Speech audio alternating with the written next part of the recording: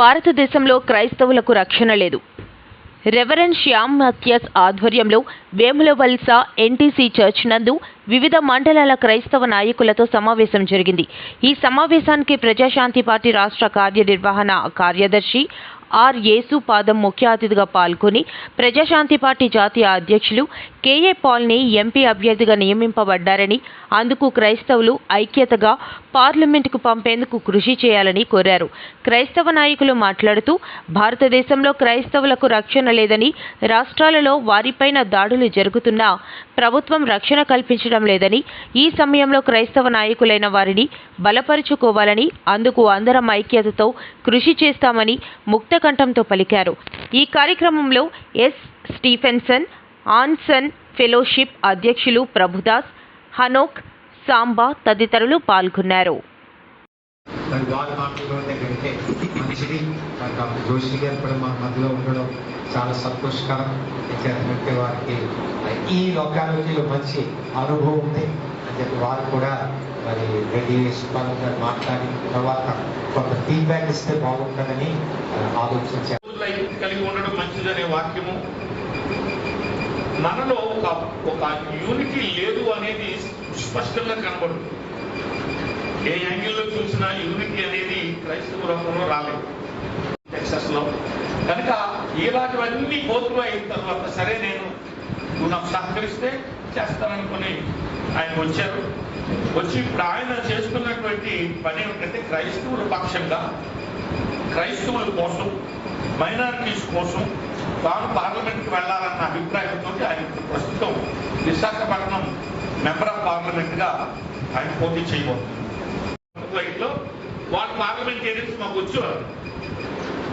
కానీ పార్లమెంట్ ఏంటో, పార్లమెంటేరియన్స్ అంటే ఏమిటో, వాళ్ళ కెపాసిటీ ఏమిటో వాళ్ళగారికి తెలుసును కనుక ఆయన అక్కడికి వెళ్ళి పార్లమెంట్లోకి ప్రవేశిస్తే క్రైస్తవ విరోధమైన ఏ చట్టం, మైనారిటీకి విరోధమైన ఏ చట్టాన్ని చేయనివ్వకుండా వాళ్ళగారు ఆపగలరు అని నేను నమ్ముతున్నాను. Because he has that capacity. కనుక దేవుని పిల్లలమైన మనమందరం కూడా డాక్టర్ శ్యామ్ మథియాస్ గారు, డాక్టర్ రెడ్డి కేశవరావు గారు తెలియజేసినట్లుగా మనకు ఒక నాయకుడు అవసరం. పరిశుద్ధమైన గ్రంథంలో పాత నిబంధనలు చూస్తున్నట్లయితే నాయకులుగా, చక్రవర్తులుగా ఉండి సామ్రాజ్యాలు వారు పరిపాలించారు. రీసెంట్గా ఒక చట్టం వచ్చింది, అది మన అందరికీ తెలిసిన విషయమే. క్రీస్తు గురించి ఎవరు కూడా ప్రకటన చేయకూడదని. అలాగే అస్సాంలో కూడా ఫాదర్లు అయినట్టు వారు వైట్ డ్రెస్ వేయకూడదు, సిస్టర్స్ అయినట్టు వారు వైట్ డ్రెస్ వేయకూడదు. అక్కడ కూడా అటువంటి చట్టం వచ్చింది. ఒకవేళ అలా చేస్తే జైలు శిక్ష అనేది కూడా చట్టం తీసుకొచ్చింది. సరే, అదే సిలువ కూడా వేయకూడదని కూడా తీసుకొచ్చారు. మరి వీళ్ళందరూ కూడా ఉంటే ఒక మాట్లాడాలనుకున్నాను. నిజంగా భారతీయ క్రైస్తవులందరూ గారు పాదాల దగ్గర ఉంటారని అన్నగాని ఆయనకి అల్టిమేట్ కాదు. ఎందుకంటే ప్రపంచంలోనే గొప్ప పోస్ట్ చేశారు ఆయన.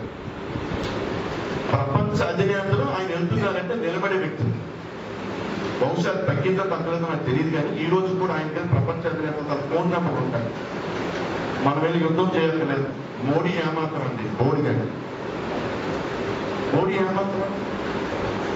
ఈరోజు ప్రపంచ దేశాలు మోడీని భ్రమరాగా పడుతున్నారు. ప్రపంచ దేశాలలో అన్ని దేవాలయాలు పట్టుకుంటారు. అన్ని దేవాలయాలు మనకన్నా అద్భుతంగా పట్టుకుంటారు. నేను అడిగాను ఏంటి ఇదనంటే, అక్కడ మైనారిటీకి ప్రత్యేకమైనటువంటి సెక్యూరిటీ ఉంది. ప్రభుత్వే దగ్గరుండి మైనారిటీకి రక్షణ కల్పిస్తుంది. కనుక వాళ్ళు చక్కగా, కనుక ఈ దేశం నుంచి ఆ దేశంకి ఎవరైనా బ్రహ్మాండంగా బ్రతుకుతున్నారు. చక్కనైనటువంటి గ్రీన్ కార్డు తెచ్చుకుంటున్నారు, ఇల్లు కట్టుకుంటున్నారు, స్థిరపడుతున్నారు. కానీ ఇక్కడ పుట్టి పెరిగి మనం ఎందుకు నిబంధన పడుతున్నాం?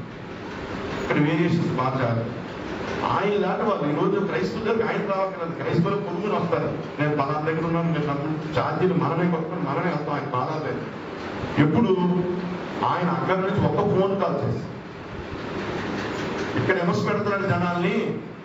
ఇక్కడ క్రైస్తవులు అందరూ చస్తున్నారు, మోసపోతం పడుతున్నాయి. మీరు ఇక్కడ బ్రహ్మరంగం పడుతున్నారు, ఒక మాట చెప్పండి పద్ధతి అంటే ఏంటి, ప్రపంచ దేశాలు కానీ నలుగురు 4 ముక్కలు కానీ అంటే అన్నీ ఆగిపోతాయి, అయిపోతే అయిపోతాయి.